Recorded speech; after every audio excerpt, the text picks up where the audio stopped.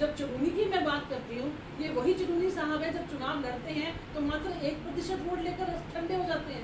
अपने बूथ से 138 और 39 नंबर बूथ है इनका, मात्र 1 वोट इनको मिलती है।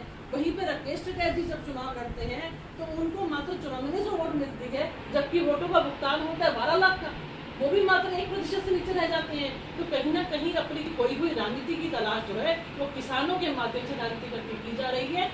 कुछ व्यक्ति विशेष चाहते हैं कि मनोहर जो एक सादगी के वाले मनोहर इंसान है वो हटे और उनकी जगह पर आकर वो अपनी चौतर लाएं। रजिता जी, भाजपा के 7 साल में भाजपा कहाँ खड़ी है? भाजपा का क्या आज किस मुकाम पर भाजपा है हरियाणा? देखिए, पिछले 7 साल के अंदर मैं ये मानती हूँ कि एक सुखद, एक समृद्ध और एक खुशहाल हरियाणा भाजपा ने दिया है। और आज मैं कहूँगी सुरक्षित रहा। कहीं ना कहीं जो महामारी आई थी, कोरोना काल आया था, जिस सूझबूझ के साथ इस प्रदेश के मुखिया ने उसको संभाला, जिस तरीके से कोई भी चीज़ की कमी यहाँ पर नहीं आने दी, चाहे वो बेड थी, चाहे वो वेंटिलेटर था, चाहे वो ऑक्सीजन था, बल्कि हरियाणा ने पूरे देश का बोझ भी उठाया। मैं मानती हूँ कि चारों तरफ से हरियाणा जो है वो घिरा हुआ है, दिल्ली बॉर्डर से, यूपी से, राजस्थान से। हमने सब जगह के लोगों को अतिथि देवो भव के हिसाब से यहाँ पर अटेंड भी किया, उनके अस्पताल में दाखिले भी हुए, उनका इलाज भी हुआ और वो खुशी खुशी अपने घर भी गए। मेहता जी, आपने बोला खुशहाल हरियाणा, सुरक्षित हरियाणा। दो बात करता हूँ। सुरक्षित हरियाणा, 7 साल में हरियाणा सुरक्षित, इससे आप कितने सहमत हैं? बिल्कुल सहमत हूँ। जिस तरीके की आपदाएं आई, जिस तरीके का विपक्ष ने षड्यंत्र करने की कोशिश की, कभी जाट आरक्षण के नाम पर, कभी बाबा राम रहीम के नाम पर, और अब महामारी जो कुदरती रूप में आई है, हर चीज के अंदर बड़ी सूझबूझ के साथ इस प्रदेश के मुखिया ने उसका हल किया। आपने बात की आरक्षण की, आरक्षण आंदोलन मुझे याद दिलाया आपने। आरक्षण आंदोलन में 4 दिन तक प्रदेश को बंदी बनाया गया, घरों में छिपे रहे लोग, उनकी दुकानें जला दी गई, हरियाणा रोता रहा, लोग सशक्त रहे। 4 दिन तक सरकार नाम की कोई चीज हरियाणा में नहीं थी। सुरक्षित, हाँ सुरक्षित हरियाणा। मैं ये आपसे बात पूछना चाहती हूँ, आप कह रहे हैं कि लोग घरों में कैद हैं। लोगों को घरों में सुरक्षित रखना, अगर आप उसको कैद मानते हैं तो कैद ही सही, पर लोग कोई डर के भय के मारे बंद करके घर में छिपा हुआ है, उस पर सरकार ने कौन सा, सरकार का क्या रोल था? मुझे एक बात का जवाब दीजिए। जिस तरीके से पूरे प्रदेश को जलाने की कोशिश की जा रही थी विपक्ष के द्वारा, षड्यंत्र रचे जा रहे थे कि उनके बर्दाश्त से बाहर था कि एक अच्छा सुशासन वाला इंसान कैसे आ जाए। मुझे लगता है कहीं ना कहीं खट्टर साहब की जो सादगी है, उनकी जो सिंप्लिसिटी है, उनकी जो एक शौर्य है, उसको कहीं ना कहीं से एक जाति विशेष नहीं बर्दाश्त कर पा रही थी, जिसके तहत बार बार षड्यंत्र रचे गए, बार बार कारनामे किए गए, पर हर बार उनकी सूझबूझ ने इस हरियाणा को बचाया। सुरक्षित शब्द आरक्षण में रोहतक आधा हरियाणा जलता रहा। 4 दिन बाद मिलिट्री पहुंचती है, पुलिस पहुंचती है।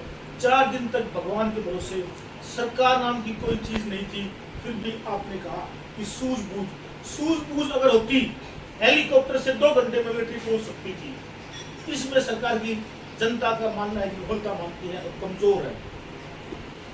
आज धन्य है वो मुख्यमंत्री जो इतने उपद्रव के बाद भी अपनी दयाविधि दिखाते हुए उन लोगों की जान बख्शता है, उन लोगों को माफ करता है। वो कहते हैं कि एक शेर सुनाना चाहती हूँ कि हमसे मत पूछ हमारे सब्र की इंतहा कहाँ पे, सताकर देख ले जालिम तेरी ताकत जहाँ तक है, जिन्हें होंगी उम्मीदें करम होंगी, हमें तो देखना ये है कि तू जालिम कहाँ तक है। जिस तरीके से जालिम बनकर उपद्रव मचाने वाले लोग मुखौटा पहनकर किसान का सड़कों पर आते हैं और उपद्रव मचाते हैं, पर उनके लिए कहीं ना कहीं जो मुख्यमंत्री जी ने आज तक दरियादिली दिखाई, उनको सख्त होना पड़ेगा और वो हो रहे हैं। पर एक सब्र की इंतहा होती है। जिस तरीके के षड्यंत्र बार बार रचे जा रहे हैं, जिस तरीके से बार बार उन आग में हरियाणा को झोंकने की कोशिश की जाती है, अगर वो सूझबूझ ना बरते, यहाँ पर हर रोज कत्लेआम हो, यहाँ पर हर रोज सड़कों पर खून बरसे। अब मैं आपसे पूछना चाहती हूँ, जिस तरीके से तिरंगे का अपमान किया गया, आपने भी देखा, हम सब ने देखा, और उसके बावजूद जो 100 अपने आप को संस्थाएं किसान जत्थेबंदियों के नेता कहते हैं, वो आज राकेश टिकैत आंदोलन चला रहे हैं। आज वो तीसरे जो इनके नेता है आम आदमी पार्टी में पहले रहे हैं, वो उनकी पार्टी के वो नेता बनकर जो है किसानों को बचाने की कोशिश कर रहे हैं। कहीं ना कहीं व्यक्ति विशेष अपने आप की राजनीति चमकाने के लिए इनका इस्तेमाल कर रहा है और भोला वाला किसान जो है वो इनकी बातों में आकर इस तरीके की हरकत कर रहा है। निश्चित तौर पे जो है 3 काले कानून है, ये फायदेमंद के कानून है और ना ही अभी कानून लागू किए गए हैं। उसके बावजूद हमने रबी की फसल भी देखी, हमने खरीफ की फसल भी देखी। उम्मीद से ज्यादा खरीदा गया, टारगेट था 85 लाख मीट्रिक टन खरीदने का, हमने उससे ज्यादा खरीदा। किसान की बात बाद में करेंगे। अभी बात है कि 7 साल भाजपा के हरियाणा में 7 साल में भाजपा की छवि एक कमजोर लाचार सरकार की जनता की छवि के रूप में पेश हुई है। मैं इस बात से सहमत नहीं हूं।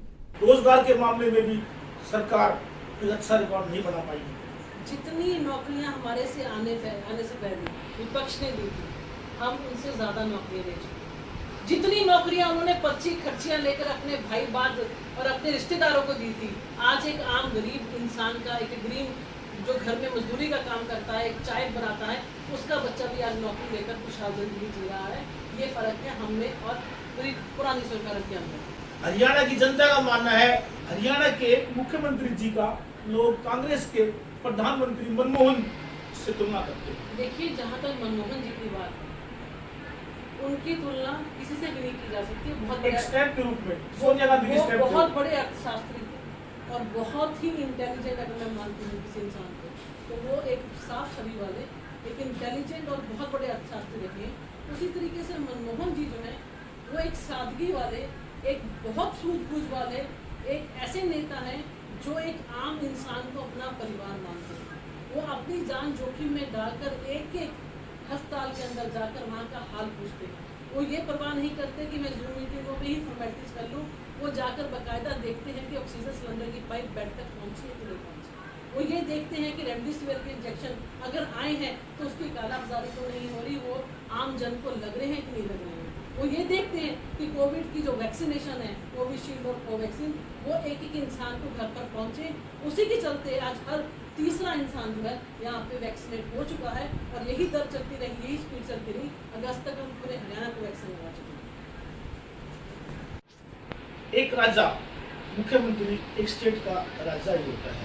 राजा अगर शरीफ हो तो ईमानदार हो, बहुत अच्छी बात है। शासन चलाने के लिए एक मजबूत दृढ़ निश्चय, तुरंत निर्णय जो होना चाहिए वो शायद कम देखा जा रहा है। देखिए, मैं ये मानती हूँ कि आप लोग जिस तरीके से आंकलन करते हैं, शायद आप मुख्यमंत्री जी को नहीं पत्रकार जनता की आवाज है। मैं जो जनता के दिल में आज हरियाणा की जनता के मन में जो हरियाणा सरकार की छवि है, वो मैं अपने माध्यम से आपके सामने प्रस्तुत कर रहा हूँ। अगर वो तुरंत फैसले ना करते और यहाँ पर इस महामारी को ना संभालते, तो मृत्यु दर अगर पूरे देश में देखी जाए और अलग अलग हरियाणा अपने देश के प्रदेशों में देखी जाए, हरियाणा की सबसे कम मृत्यु दर रही, ये उनकी सूझबूझ के तहत थी। अगर वो इस तरीके से ना संभालते तो आज दिल्ली के अंदर कहीं ना कहीं मैं समझती हूँ कि वहाँ पर भूचाल आ जाता। जितना पेशेंट था उनको हमने संभाला, वहाँ पर एक इमरजेंसी लागू करने की स्थिति थी, वो हम ना संभालते तो आज आधी दिल्ली साफ हो जाती, जनता जनार्दन ऊपर पहुंच जाती। अगर वो अपनी सूझबूझ ना दिखाते, जिस तरीके से 15 दिन के अंदर मात्र 500 बेड का हॉस्पिटल उन्होंने बनवाया पानीपत के अंदर और दूसरा बनवाया हिसार के अंदर, अगर वो सूझबूझ ना होती तो चाइना में लोग सुनते थे और प्रदेशों में सुनते थे कि आज वहाँ पर इतनी जल्दी ये खड़ा हो गया। वो इसलिए खड़ा किया गया ताकि कोई इंसान ये ना कह सके कि मुझे बेड नहीं मिला और इलाज के ना चलते जो है हमारी मौत हुई। हरियाणा सरकार कहीं ना कहीं असफल तो कमजोर छवि पेश कर पाई है। देखिए, बार बार उसी चीज़ को दोहरा रहे हैं। मैं कमजोरी नहीं मानती, मैं स्ट्रेंथ मानती हूँ। जिस तरीके से मैं भी आज एक महिला हूँ, मैं अपने आप को कम से कम सुरक्षित महसूस करती हूँ। जिस तरीके से पहले बलात्कार के रेट थे, जिस तरीके से भ्रूण हत्याएं होती थी, पेट में ही बेटियों को मार दिया जाता था, आज इतनी सख्ताई है पूरे हरियाणा के अंदर। आप किसी एक अल्ट्रासाउंड सेंटर में जाकर एक बार अल्ट्रासाउंड करके जांच गिनती करके तो देखिए, जो सरेआम पहले काले गोरख धंधे चलते थे, आज भ्रष्टाचार मुक्त सरकार देने का काम मनोहर सरकार ने किया है। जिस तरीके से पहले जो इल्ज़ाम लगते थे पहले की सरकारों के ऊपर कि अपने जवाइयों को, अपने रिश्तेदारों को, अपने भाई भतीजों को जिस तरीके से प्लाटों के आवंटन किए जाते थे, अब तक केस चल रहे हैं और पेशियाँ भुगत रहे हैं। अगर वाकई ही वो इतनी साफ सफाई के होते तो एक भी दाग जो है वो हमारे मुख्यमंत्री के ऊपर मिलते था। अब मुख्यमंत्री जी अपने क्षेत्र में करनाल में उतर नहीं पाते हैं, सभा कर नहीं पाते हैं, किसी भी जहाँ जाते हैं विरोध का सामना करना पड़ता है। इस स्थिति से कैसे निपटेंगे? देखिए, मैं आपको ये तो बता रही हूँ कि जो मुख्यमंत्री जी वहाँ पर नहीं उतरे, वो भी एक व्यक्ति विशेष की टीम थी जो वहाँ पर उधर बचाने की कोशिश कर रही थी। ये उनकी सूझबूझ थी कि वहाँ नहीं उतरते फिर उन पर लाठियाँ बरसती जो वहाँ पे उधर भी आए हुए थे, और कहीं 2-4 जाने जाती और फिर कहा जाता कि जालिम शासन आया था, उसने आके ये कर दिया। ये उनकी सूझबूझ का नतीजा था कि हर सिचुएशन को वो संभाल जाते हैं। और जहाँ तक हिसार की बात है, वो तो आपके सामने है, वो आकर जा चुके थे, उसके बावजूद हॉस्पिटल के ऊपर हमला करने की कोशिश की जा रही थी जो लोगों के मरीजों के लिए तैयार किया गया था। तो ये क्या था? इस प्रकरण से बाकी जनता के दिमाग में यह तो संदेश आता ही है कि मुख्यमंत्री कमजोर है, वो अपनी रक्षा नहीं कर सकते, तो जनता की रक्षा क्या करेंगे? या ऐसा करने से अपराधियों के हौसले और ज्यादा तो बढ़ जाएंगे। कल के अखबार में या आज के अखबार में आप देखेंगे कि अगर कोई भी इस तरीके का करेगा, अब उसके ऊपर सख्त से सख्त कार्रवाई होगी। और जो कानून लेके आए हैं, मैं सल्यूट करती हूँ उनकी दूरदर्शी नज़र के ऊपर। जो कानून आया है कि अगर संपत्ति को, सरकारी संपत्ति को कोई भी उपद्रवी नुकसान पहुँचाएगा तो उसी पे लगाम लगने के लिए कानून है। जो लोग पहले मुखौटा पहनकर आगे दुकानें जला देते थे, बिल्डिंग जला देते थे, सब नुकसान कर देते थे, अब उनको भरपाई का डर है। आज उनकी संपत्तियाँ अटैच होंगी अगर कोई इस तरीके की हरकत करेगा। कानून और केस तो वापस ले ही जाते हैं, मैंने सुना देते हैं। देखिए, जहाँ तक केसेस की बात है, जहाँ तक कानून की बात है, हर किसी को कानून मानना पड़ेगा। और अगर उसके बावजूद सरकार ही वापस ले लेती है। सरकार किसकी वापस कितने केस वापस हुए हैं? मुझे एक बात का जवाब कितने केस वापस मुझे हुए? एक बात का जवाब दीजिए। दरियादिली दिखाते हुए अगर उसको एक दरियादिली कहेंगे आप? नहीं, वो लोकतंत्र है। देखिए, दरियादिली दिखाते हुए मैं वही तो आपके तो लिमिट तो है ना, कि एक बार, दो बार, तीन आज बार, कितनी अगर बार? आज कितनी बार दरियादिली आप होगी? देखिए कि दो इंसान अंदर हैं जो मुख्य रूप से अब बबली जो लेटेस्ट उनके ऊपर हमला हुआ था, उसके बावजूद आप देखिए चुनूनी साहब बयान देते हैं कि कुछ लोग अपनी राजनीति चमकाने के लिए काम करने गए। दूसरी तरफ राकेश टिकैत कहते हैं नहीं जी हमारे ही इंसान हैं। किसी तरफ योगिंदर यादव ये कहते नजर आते हैं कि ये संयुक्त किसान मोर्चा की थे, ये आपस में ही लड़ मर रहे हैं, ये आपस में ही अपने सरचुप की लड़ाई लड़ रहे हैं। जब चुनूनी की मैं बात करती हूँ, ये वही चुनूनी साहब है जब चुनाव लड़ते हैं तो मात्र 1% वोट लेकर ठंडे हो जाते हैं। अपने बूथ से 138 और 39 नंबर बूथ है इनका, मात्र 1 वोट इनको मिलती है। वहीं पे राकेश टिकैत जी जब चुनाव लड़ते हैं तो उनको मात्र 94 वोट मिलती है, जबकि वोटों का भुगतान होता है 12 लाख का, वो भी मात्र 1% से नीचे रह जाते हैं। तो कहीं ना कहीं अपनी खोई हुई सीटें, अपनी खोई हुई राजनीति की तलाश जो है वो किसानों के माध्यम से राजनीति करके की जा रही है। और आज किसान नहीं समझ रहा है, पर वो कल जरूर समझेगा। MSP सबसे ज्यादा हम खरीद रहे हैं। भवंतर भरपाई योजना में पहले 12 फसलें थी, हमने 22 कर दी। आज अगर हम बात करते हैं MSP पे खरीदने की, विपक्ष 2 फसलें खरीदता, हम 9 खरीद रहे हैं। उन्होंने 35 करोड़ का लोन माफ किया, हमने 1000 करोड़ का लोन माफ किया, फिर भी वो अच्छे और हम बुरे। अब एक सवाल, पिछले 6 महीने से किसान सड़कों पर है। केंद्र सरकार, स्टेट सरकार सभी ने प्रयास किए, कितनी बार मीटिंग हुई, कोई निर्णय हो नहीं पाया। अब कोई हल है या नहीं? देखिए, मैं नहीं मानती कि अब किसान सफल हुए। मैंने आपको यही बताया है कि कुछ चुनिंदा लोग अपनी राजनीति के करते अपने गुंडों को बिठाकर अगर उनको किसान का नाम लेते हैं, मैं उनको किसान नहीं मानती।